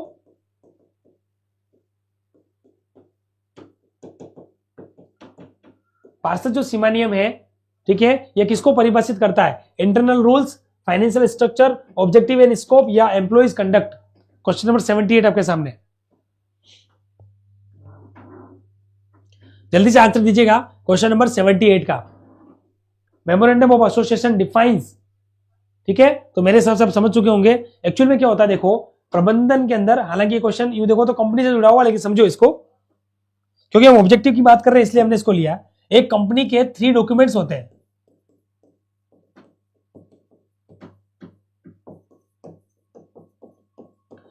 ठीक है, वो 3 क्या क्या देख लो। एक होता है मेमोरेंडम ऑफ एसोसिएशन, इसको बोलते हैं एमओए, एक होता है आर्टिकल ऑफ एसोसिएशन, और एक होता है प्रोस्पेक्टस।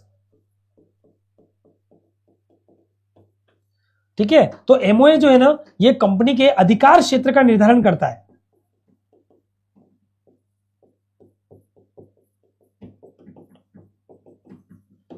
इसे क्या कह सकते हैं, इसे हम कंपनी का चार्टर भी कहते हैं। क्या कहते हैं, चार्टर। ये बाहरी अधिकारों के ऊपर होता है। मेमोरेंडम मतलब हम कह सकते हैं कि अधिकार क्षेत्र, कंपनी के जो हम कह सकते हैं कि बाहरी सीमाओं का निर्धारण करता है। ठीक है, कंपनी की सारी बाहरी सीमाएं यहां पर निर्धारित होती हैं, और इसकी विशेष सामग्री में 6 चीज आती है। आगे क्वेश्चन आएगा, मैं आपको बताऊंगा। तो कुल मिलाकर ध्यान रखना है, क्योंकि हम प्रिंसिपल्स ऑफ मैनेजमेंट पढ़ रहे हैं, हम ऑब्जेक्टिव्स की बात कर रहे हैं, तो ऑब्जेक्टिव से जुड़ी हुई बातें हैं, तो हम यूं कह सकते हैं कि कंपनी के जो मुख्य उद्देश्य हैं वो एमओए के अंदर होते हैं, और आंतरिक नियम में तो ये कंपनी के अंदर के नियम होते हैं। मतलब एक तरीके से कह सकते हो, सीधी सी बात है, कंपनी के आंतरिक नियम व्यवस्था से जुड़ी हुई बात यहां पर होती है। मेरे साथ क्लियर आपको? तो ऑप्शन क्या हो जाएगा? सी ऑप्शन हो जाएगा। नेक्स्ट क्वेश्चन आपके सामने, which document governs internal management of company, company के आंतरिक प्रबंधन को कौन सा दस्तावेज नियंत्रित करता है? तो जैसे मैंने आपको एमओए बताया, वैसे हमारा क्या होता है? एओए होता है। अभी मैंने आपको बताया था, ये आपको ध्यान रखना है। तो C is the right answer. Next question, MOA में मुख्य रूप से कितनी धाराएं होती है? मैंने आपको बताया वही चीजें है। तो यहां पर गलत है, धाराएं शब्द क्लोज होते हैं ना, तो आप इसको वाक्य कहेंगे। क्या कहेंगे? पहले तो हिंदी में आपको एक वर्ड ध्यान रखना है, धाराएं नहीं बोलेंगे, वाक्य बोलेंगे। तो एमओए की विषय सामग्री में 6 बातें होती है। क्या होती है? 6 होती है। तो वो 6 क्या क्या है वो भी हम एक एक करके देख लेते हैं। तो मैं आपको बता देता हूं।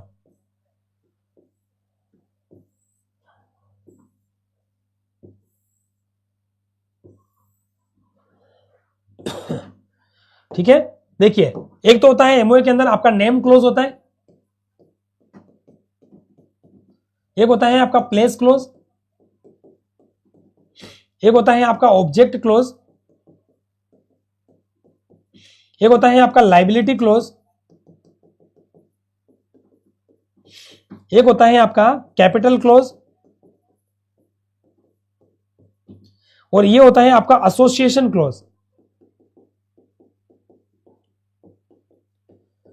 अब इसमें डिपली जाएंगे तो हम बहुत ज्यादा डिपली चले जाएंगे हम। देखो, नाम वाक्य में कंपनी का नाम का उल्लेख होता है, हमने सब चीजें पढ़ी है। कंपनी का नाम तो है वो विक्टोरिया है, ताज है, क्राउन है, किसी रेपुटेड व्यक्ति है, किसी प्रसिद्ध व्यक्ति के नाम से मिलता जुलता नहीं होना चाहिए। इस तरीके से संबंधित फर्म किसी और कंपनी से मिलता जुलता नहीं होता है, जिसमें नाम वाक्य में ये चीजें हम पढ़ते हैं। फिर हम बात करें प्लेस क्लोज, तो कंपनी का स्थान का उद्योग होता है, कंपनी का कार्यालय कहाँ है, कहाँ रजिस्ट्रेशन हुआ है। ठीक है, इसमें कंपनी के, और ये कंपनी का मेन क्लोज होता है, क्योंकि इसमें कंपनी के उद्देश्यों का उल्लेख होता है। कौन कौन से मुख्य उद्देश्य क्या है, सहायक उद्देश्य क्या है, और जब एक कंपनी उद्देश्यों के बाहर जाकर काम करना शुरू कर देती है तो उसको बोलते हैं अल्ट्रा वायरस रूल्स। ठीक है, तो कंपनी के उद्देश्य सबसे इंपॉर्टेंट है। इसमें कंपनी के दायित्व के बारे में बात होती है, इसमें कंपनी की पूंजी होती है, ठीक है, कि ऑथराइज कैपिटल कितनी है, इस तरीके से। और इसमें एसोसिएशन को बोलते हैं संघ वाक्य, इसमें कंपनी के जो अभिदाताएं होते हैं उनके हस्ताक्षर होते हैं, और एक निजी कंपनी में 2 अभिदाताएं और सार्वजनिक कंपनी में न्यूनतम 7 अभिदाताएं होते हैं। ठीक है, और बाकी इसमें कंपनी के जितने भी अभिदाता हैं उनकी सूची होती है विद हस्ताक्षर। तो ये कंपनी के 6 क्लोज होते हैं। लेकिन आपको मैं बता दूं, एक 1% कंपनी होती है ओपीसी, तो ओपीसी में 7 क्लोज होते हैं। कितने? एक एक्स्ट्रा होता है, 1 एक्स्ट्रा, और वो एक्स्ट्रा क्या होता है, उसको बोलते हैं नॉमिनेशन क्लोज। बस ये होगी क्लियर, आसान। चलिए नेक्स्ट क्वेश्चन क्यों बढ़ते हैं। नेक्स्ट क्वेश्चन क्या कह रहा है आपसे? नेक्स्ट क्वेश्चन कह रहा है 81, किसने प्रबंधन को के रूप में परिभाषित किया? कौन सा? कि लोगों के माध्यम से काम करवाने की कला। ये कह रहा है कि प्रबंधन को इसके रूप में किसने डिफाइन किया? कुल मिलाकर ये डेफिनेशन किसने बताई? The art of getting things done through people. प्रबंधन को दूसरों के द्वारा कार्य करवाने की कला के रूप में किसने बताया? पीटर एफ ड्रकर, क्या प्रबंधन के गुरु पीटर एफ ड्रकर ने बताया? क्या फादर ऑफ साइंटिफिक मैनेजमेंट के नाम से जाने वाले एफ.डब्ल्यू. टेलर ने बताया? या फिर समन्वय के 4 सिद्धांत देने वाले मैरी पार्कर फोलेट ने बताया? या फिर आधुनिक प्रबंधन के जनक, प्रशासनिक प्रबंधन के जनक और सामान्य प्रबंधन के जनक जो है, प्रबंधन के 14 सिद्धांत देने वाले हेनरी फ्योल ने बताया? चलिए आंसर दीजिए क्वेश्चन नंबर 81 का। ठीक है, तो मेरे हिसाब से आपको क्लियर हो चुका होगा। ये होगा, मैंने आपको पहले बताया भी था कि ये हमारे जो है वो मैरी पार्कर फोलेट ने कहा कि प्रबंधन अन्य लोगों के माध्यम से कार्य करवाने की एक कला है। ठीक है, अच्छा, एक और चीज है, अन्य लोगों के माध्यम से परिणाम प्राप्त करना है, ये और अलग हो जाएगा। देखिए, अन्य लोगों के माध्यम से परिणाम प्राप्त करना, अन्य लोगों के माध्यम से परिणाम प्राप्त करना, तो ये वापस क्या आ जाएगा? ये आ जाएगा लॉरेंस ए एप्ले। और प्रबंधन व्यक्तियों का विकास है, न कि वस्तु का निर्देशन, ये भी लॉरेंस एप्ले ने कहा था। The management is the development of persons, not the direction of things, it is said bye also Lawrence एप्ले। और बहुत इंपॉर्टेंट है ये, और इसका मतलब होता है अन्य लोगों के माध्यम से परिणाम प्राप्त करना। Management means getting results through other persons. ठीक है, तो आंसर हो जाएगा C option. Next question, which of the following is not considered a characteristics of a scientific management. ये कह रहा है कि वैज्ञानिक प्रबंधन की विशेषता नहीं मानी जाती है। स्टैंडर्डाइजेशन यानी कि मानकीकरण बिल्कुल होती है। साइंटिफिक इलेक्शन ऑफ वर्कर्स, कर्मचारियों का वैज्ञानिक चयन भी होता है। टाइम एंड मोशन स्टडी भी होती है, लेकिन लाभ का समान वितरण ये कोई हमारा जो है वो वैज्ञानिक प्रबंधन की विशेषताएं नहीं होती है। नेक्स्ट क्वेश्चन, फेयोल के अनुसार श्रृंखला सिद्धांत क्या है? ठीक है, according to Fayol what is the scalar chain, या इसी को हम बोलते हैं हायरार्की ऑफ चेन। ठीक है, और ये 9th नंबर का प्रिंसिपल है हेनरी फेयोल का। ठीक है, जिसमें आप सबको पता होगा, थोड़ा सा मैं बता देता हूं, आइडिया आपको क्लियर हो जाएगा। नहीं, इससे सेट नहीं होगा।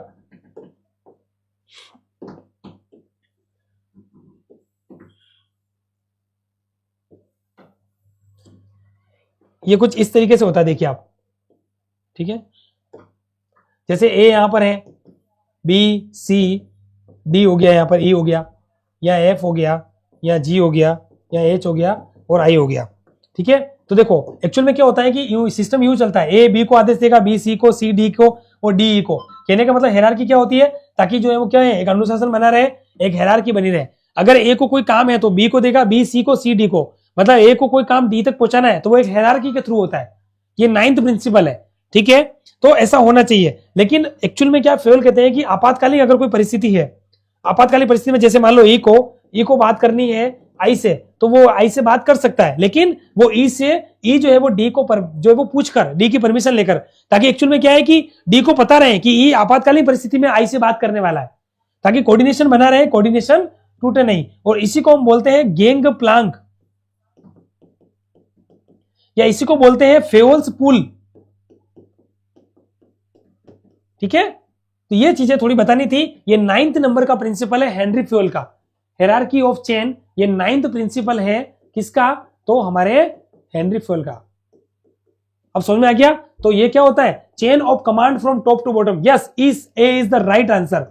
देखो यही चीज आपको मैंने यहां पर एक्सप्लेन की है। तो 9th नंबर का प्रिंसिपल आपको ध्यान रखना है। चेन ऑफ सप्लायर ये नहीं होती है, न लाभ है न ग्राहकों की श्रृंखला है। हम कोई यहाँ पर होलसेलर रिटेलर की बात नहीं कर रहे, ये उनसे जुड़ी हुई चीज है। तो कुल मिलाकर आंसर क्या हो जाएगा 83 का। 83 का जो आंसर है वो यहां पर हो जाएगा ए ऑप्शन। क्वेश्चन नंबर 84 आपके सामने, कौन सा सिद्धांत सुझाव देता है कि व्यक्तिगत हितों को संगठनात्मक हितों के अधीन होना चाहिए? यस, बहुत इजी प्रिंसिपल है, 6th नंबर का प्रिंसिपल है हेनरी फेयोल का। ये यूं कहता है, principles of subordination of individual interest to general interest. तो यूनिटी ऑफ कमांड नहीं, ये 4th नंबर पे आता है। Subordination of individual interest, yes ये आंसर है। कौन से संगठन, व्यक्तिगत हितों को संगठनात्मक हितों का अधीन होना चाहिए, तो आंसर हो जाएगा subordination of individual interest to general interest. आगे लिखा हुआ नहीं है पूरा, बाकी ये पहला सिद्धांत है, ये 8वां नंबर का सिद्धांत है। कुल मिलाकर ये कह सकते हैं कि आंसर हो जाएगा हमारा B option. B is the right answer. ठीक है, principles of subordination of individual interest to general interest, ये 6th नंबर का प्रिंसिपल है।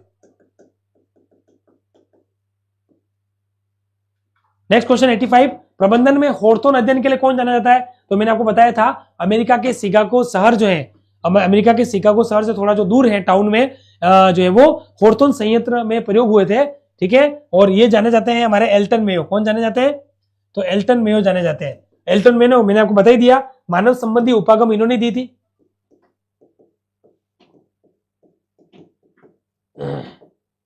इसको बोलते हैं ह्यूमन अप्रोच। और संगठन की कौन सी विचारधारा थी? तो मैंने आपको बताई थी, संगठन की नवीन प्रतिष्ठित विचारधारा थी।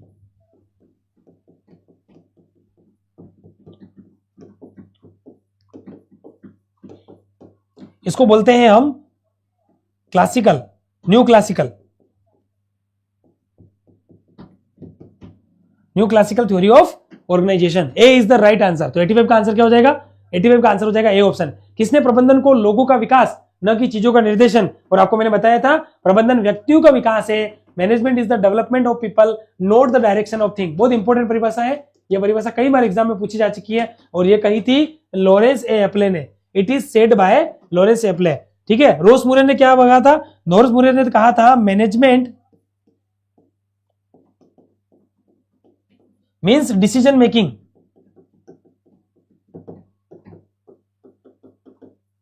प्रबंधन का अर्थ तो निर्णय लेना है, मतलब प्रबंधन की डिसीजन मेकिंग अप्रोच दी थी निर्णय ने, वो यहां पर आती है। मेरी पार्कर पहले मैंने आपको बता ही दिया था, प्रबंधन इन लोगों के माध्यम से कार्य करवाने की कला है।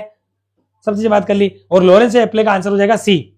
अब मुझे बताइए कमेंट बॉक्स में जॉन एफ मी ने कौन सी परिभाषा दी थी, जॉन एफ मी ने प्रबंधन की कौन सी परिभाषा दी थी, जल्दी से कमेंट बॉक्स में आंसर दीजिएगा।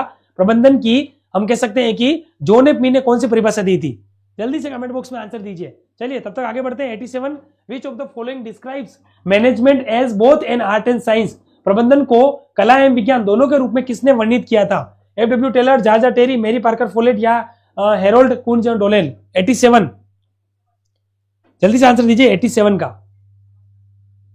तो देखिए ये कहा था जॉर्ज आर टेरी ने, जॉर्ज आर टेरी ने कहा कि प्रबंधन कला और विज्ञान दोनों है, ये आपको ध्यान रखना है।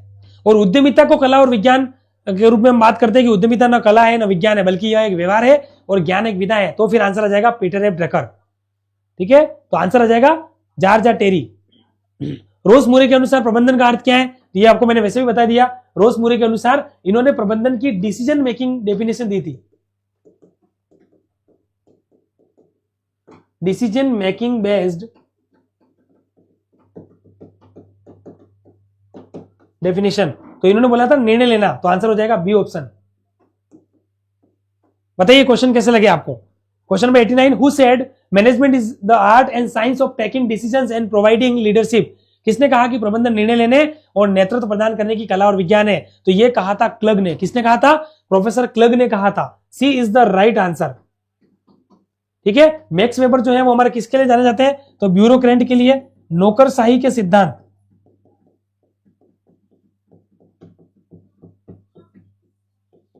नौकरशाही के सिद्धांत जो है वो दिए थे मैक्स वेबर ने।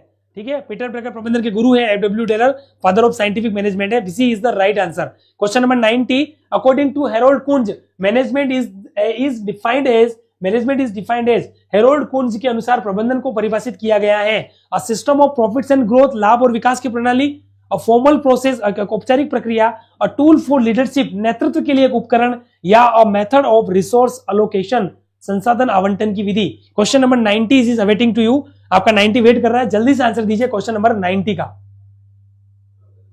क्वेश्चन नंबर 90 का आंसर दीजिएगा।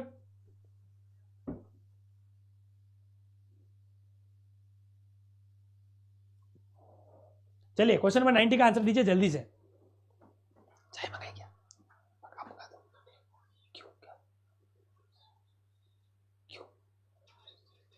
कोई बात नहीं, चलिए क्वेश्चन नंबर 90 आपके सामने, जल्दी से आंसर दीजिए। हु डिफाइंड मैनेजमेंट, मैनेजमेंट को किसने डिफाइंड किया है, अकॉर्डिंग टू कुंज और डोलेल के अनुसार, मतलब हेरोल्ड कुंज के अनुसार प्रबंधन को परिभाषित किया गया है। क्वेश्चन नंबर 90 आपके सामने, तो आंसर हो जाएगा एक औपचारिक प्रक्रिया, इसको बोलते हैं a formal process. B is the right answer. ठीक है, कुल मिलाकर प्रबंधन की परिभाषा शुरू होगी हेरोल्ड कुंज के अनुसार प्रबंधन औपचारिक समूह में कार्य करने की प्रक्रिया के रूप में, तो फॉर्मल प्रोसेस बताया था, ये आपको ध्यान रखना है। ठीक है, चलिए नेक्स्ट क्वेश्चन आपके सामने, who is considered the father of administrative management, प्रशासनिक प्रबंधन के पिता के रूप में कौन जाने जाते हैं, एफ.डब्ल्यू. टेलर यानी कि Frederick Wilson Taylor, Henry Fayol, Peter F Drucker और मैक्स वेबर। क्वेश्चन नंबर 91 आपके सामने, तो आप सभी को पता होगा कि फादर ऑफ एडमिनिस्ट्रेटिव मैनेजमेंट बोल दो। ठीक है, तो ये हमारे हो जाते हैं हेनरी फेयोल, या इसी को हम कह सकते हैं फादर ऑफ जनरल मैनेजमेंट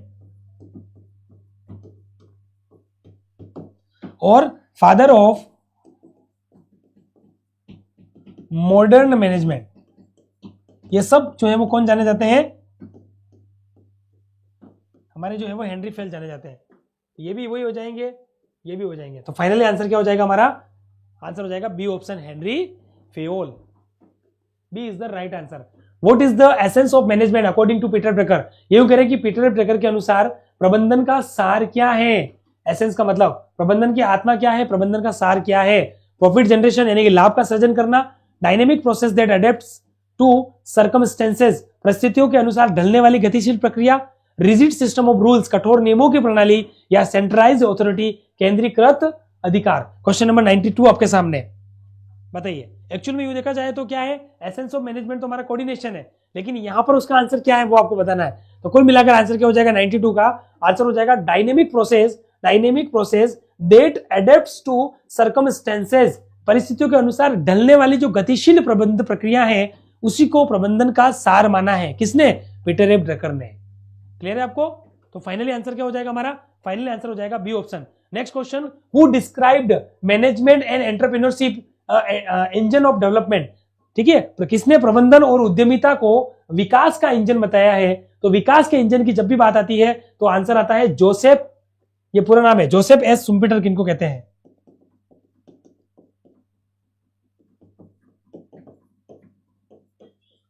ये शुम्पेटर, ठीक है, जिन्होंने क्या बोला? उद्यमिता को सृजनात्मक विध्वंसक बनाया था, बताया था उद्यमिता को सृजनात्मक विध्वंसक,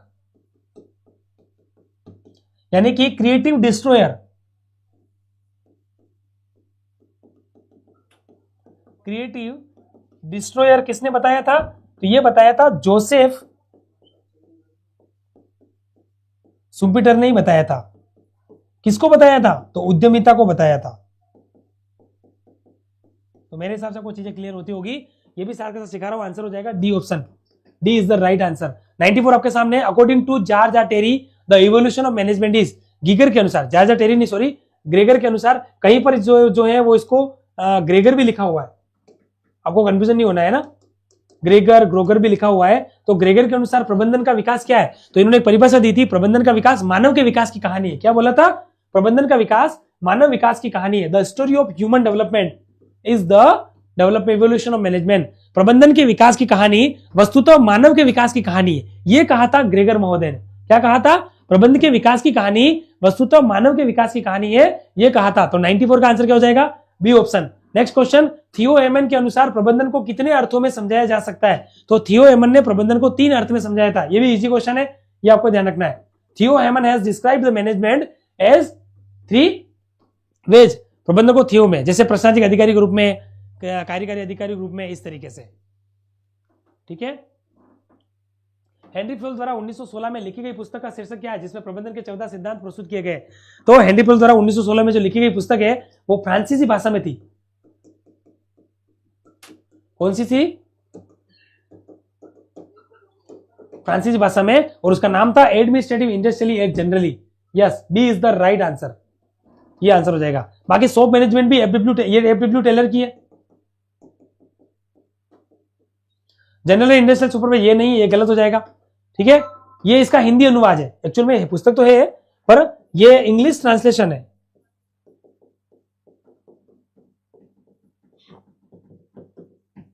English translation of Fayol's book, Fayol की बुक का इंग्लिश ट्रांसलेशन है, बी ऑप्शन। तो आंसर हो जाएगा हमारा बी ऑप्शन। ठीक है, उसके बाद आते हैं नेक्स्ट क्वेश्चन की ओर। 97 आपके सामने है। प्रबंधकीय कुशलता एवं प्रभावशीलता को जानने के लिए यह देखा जाना चाहिए कि प्रबंधक किस सीमा तक उद्देश्यों की प्राप्ति करते हैं, और किंतु इसके कोई निश्चित परिणात्मक तकनीक नहीं है। यह किसने कहा था? To measure managerial efficiency and effectiveness we should seek to what extent managers achieve objectives, but there is no definite quantitative techniques for this statement is made by Peter Drucker, Harbison Myers, Northcote, Parkinson's, या इनमें से कोई नहीं। Question number 97 आपके सामने।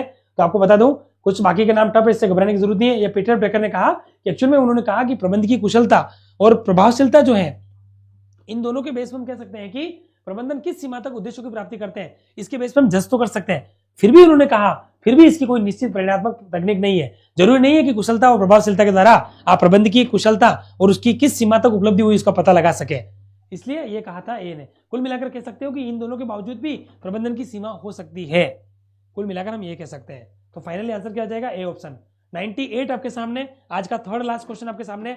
प्रबंधन द्वारा अधिकारों का प्रत्योजन उसको करना चाहिए जिसके पास क्या हो? पद हो, बुद्धि हो, उत्तरदायित्व हो, या योग्यता हो। जल्दी बचाइए, क्वेश्चन नंबर 98 बहुत इजी क्वेश्चन है। तो ये क्वेश्चन हो जाएगा सी आंसर। ये हम पढ़ते हैं जब संगठन के अंदर आगे डिलीगेशन ऑफ अथॉरिटी, सेंट्रलाइजेशन, डिसेंट्रलाइजेशन, वहां ये चीज आती है कि प्रबंधन द्वारा अधिकारों का प्रत्योजन उसी को करना चाहिए जिसके पास उत्तरदायित्व। ये line as it is book में पढ़ोगे तो ऐसी आपको मिल जाएगी। आज का सेकंड लास्ट क्वेश्चन, प्रबंधन के सिद्धांत नहीं होते हैं डायग्नोस्टिक, डिस्क्रिप्टिव, प्रेडिक्टिव या नन ऑफ द अबोव। 99। तो आपको बता दूं, प्रबंधन के सिद्धांत निदानात्मक नहीं होते हैं, ये जनरली विवरणात्मक होते हैं या भविष्य रिलेटेड होते हैं। तो 98 है हमारा, उसका आंसर क्या हो जाएगा?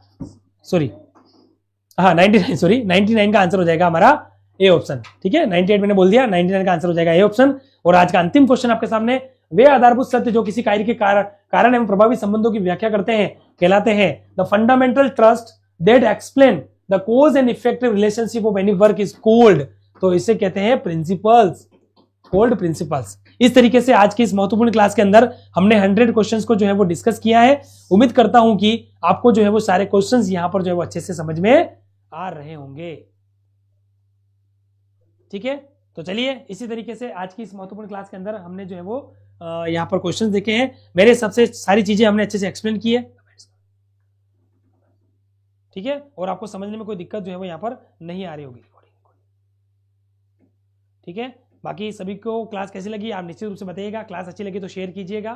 ठीक है, सत्यप्रकाश जी, मानसी जी, सिमरन जी, राजदीप जी, सत्यप्रकाश जी, बोटम जी, राजदीप जी, शत्रुघ्न जी, रेशमी जी, भावना जी। ठीक है, तो सभी को क्लास कैसी लगी आप निश्चित रूप से बताइए। निखिल जी, नजदीप जी, शिवम पांडे जी, राजदीप जी, सुरेश जी, शत्रुघ्न जी।